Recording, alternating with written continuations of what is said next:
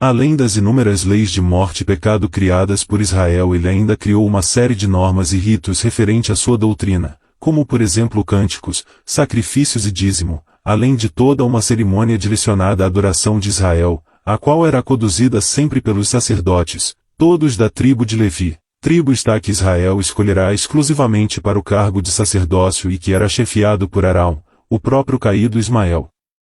Israel mandou fabricar vários utensílios para utilização de seus rituais, entre eles candelabros, turíbulos, taças, cinzeiros, vasos e bacias, tudo confeccionado em ouro e prata, assim como a mesa do altar, a qual era de madeira e toda revestida de ouro. Além disso mandou confeccionar vestes sacerdotais, as quais eram constituídas de linho púrpura, toda ornamentada de ouro e com um peitoral chamado efode, um quadrado cravejado de pedras preciosas, ao todo 12 pedras, cada uma representando uma tribo de Israel. Os sacerdotes incorporaram os caídos, por esta razão seus trajes tinham que ser luxuosos, ornados de ouro e pedra preciosas, e tais homens deveriam ter ótima fisionomia, tanto que Israel criou uma lei exclusiva, proibindo qualquer levita deficiente ou com deformidade de se tornar sacerdote. O culto era uma clara invocação de caídos e incorporações, por isso havia tanta preparação ao culto, incluindo uma mistura especial de incenso ordenado por Israel, visando a incorporação dos caídos. Recentemente foi descoberto que tal incenso continha cânhamo, planta que é uma variedade da cannabis, o que causava aos sacerdotes um estado de euforia e desconexão da mente, assim como ocorre com os usuários de entorpecentes, e assim o corpo se torna acessível aos caídos.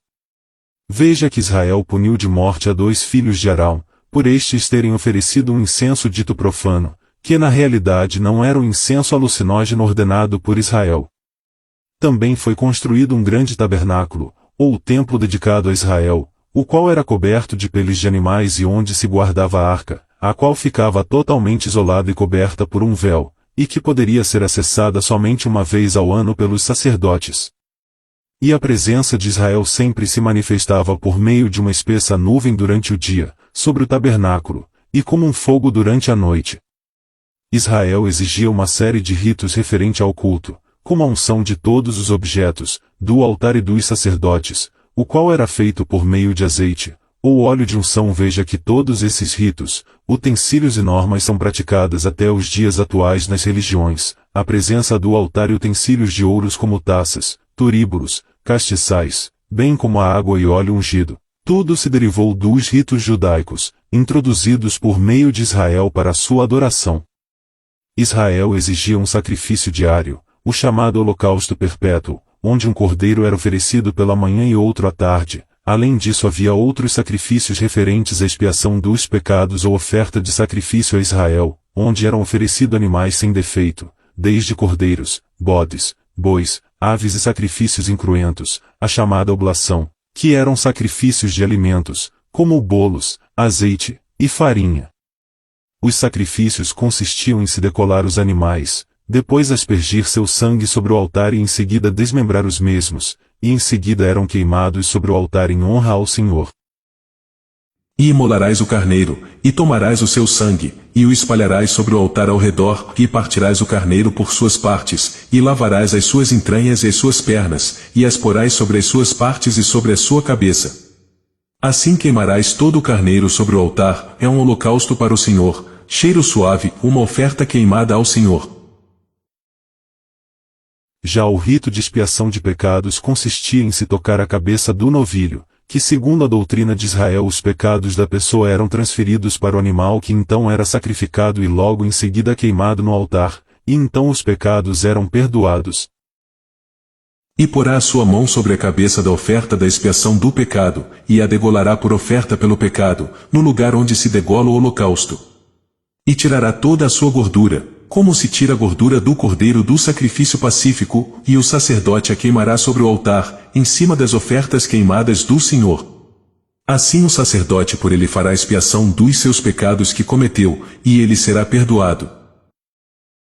Este sacrifício expiatório dos pecados era uma forma de purificação pelos pecados cometidos pelas pessoas. Assim o pecador nunca se arrependeria de suas faltas, nem buscaria o amor ao próximo, já que bastava pecar e matar um animal para se ver redimido. Mais tarde a religião assimilou essa prática de sacrifício de expiação à morte do Messias, como se sua morte no madeiro fosse a representação da expiação dos nossos pecados, mas que na realidade não tem nada a ver com tal prática. O Messias foi jurado de morte por Israel desde sua expulsão do reino, e quando o Messias veio a esse mundo Israel cumpriu sua promessa de o matar, através de sua lei instruída por Moisés, mas para eximir da culpa o povo judeu a religião criou esta falsa narrativa de que sua morte foi para cumprir tal sacrifício expiatório. Esta prática de sacrifício de animais foi criada por Israel, desde Caim, como forma de ameaçar o Messias, pois a intenção de Israel de quando o Messias viesse a esse mundo era de o matar e queimar seu corpo, assim como era feito com as vítimas dos sacrifícios. Por esta razão era um holocausto perpétuo, realizado todos os dias, como forma de ameaçar o Messias constantemente até sua vinda. Também havia um sacrifício destinado diretamente a Azazel, onde um bode era enviado ao deserto, como oferta a Azazel, pois como Israel e Azazel haviam se separado, Israel sempre enviava um sacrifício como forma de apaziguar o mesmo e assim não atacar seu povo, assim como fizera no Egito. Arão lançará a sorte sobre 2 bodes, uma sorte para o Senhor e uma sorte para Azazel. Arão deverá oferecer o bode sobre o qual caiu a sorte para o Senhor, apresentando-o em sacrifício pelo pecado, e o bode, sobre o qual caiu a sorte para Azazel, deverá ser apresentado vivo diante do Senhor, a fim de fazer a expiação sobre ele e ser enviado a Azazel no deserto. Bíblias mais recentes excluíram o nome de Azazel, já que como ele astuto escondeu sua identidade, a fim de não ser descoberto, e assim dominar todo o mundo se passando por falsos ídolos e deuses durante a história.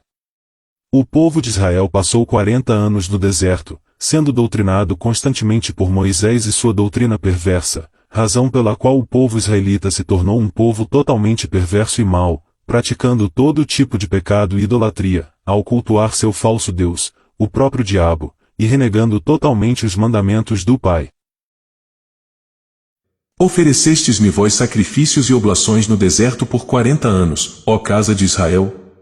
Antes levastes a tenda de vosso Moloque, e o altar das vossas imagens, e Quijum, a estrela do vosso Deus, que fizestes para vós mesmos. Perceba que na profecia o Pai diz claramente que Israel nunca o seguiu, mas que seguiam ao próprio Deus deles, representado pela estrela de 6 pontas, o próprio Israel, o diabo. O pecado de Israel era tamanho que o próprio Pai, através de revelação a um de seus verdadeiros profetas, chamou a Israel de vergonha entre as nações da terra, pois dela surgia todo tipo de pecado, o que desagradava ao Pai, inclusive ao sacrifício de crianças. Irando-me com as obras de vossas mãos, queimando incenso a deuses estranhos na terra do Egito, aonde vós entrastes para lá habitar, para que a vós mesmos vos desarraigueis, e para que sirvais de maldição, e de opróbrio entre todas as nações da terra. Não se humilharam até ao dia de hoje, nem temeram, nem andaram na minha lei, nem nos meus estatutos, que pus diante de vós e diante de vossos pais.